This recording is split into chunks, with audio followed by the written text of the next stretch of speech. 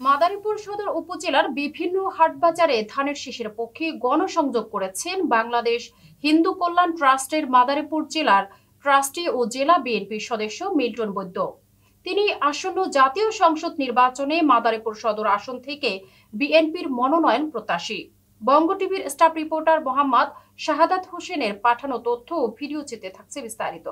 শনিবার 25 অক্টোবর সকাল থেকে দুপুর পর্যন্ত শিলারচর বাজার, রাজৈর রোড বাজার, মোস্তফাপুর সহ আশেপাশের এলাকায় তিনি গণসংযোগ করেন। এ সময় তিনি বাজারের ব্যবসায়ী, পথচারী ও সাধারণ ভোটারদের সঙ্গে কুশল বিনিময় করেন এবং বিএনপির প্রতীক ধানের শীষের পক্ষে সমর্থন কামনা করেন।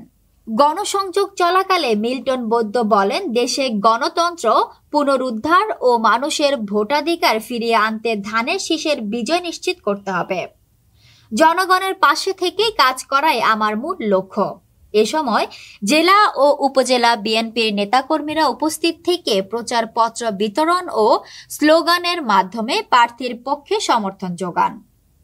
স্থানীয়রা জানান, মিল্টন বৈদ্য দীর্ঘদিন ধরে এলাকায় সামাজিক ও মানবিক কর্মকাণ্ডের সঙ্গে যুক্ত রয়েছেন, যা তার জনপ্রিয়তা আরও বাড়িয়ে তুলেছে।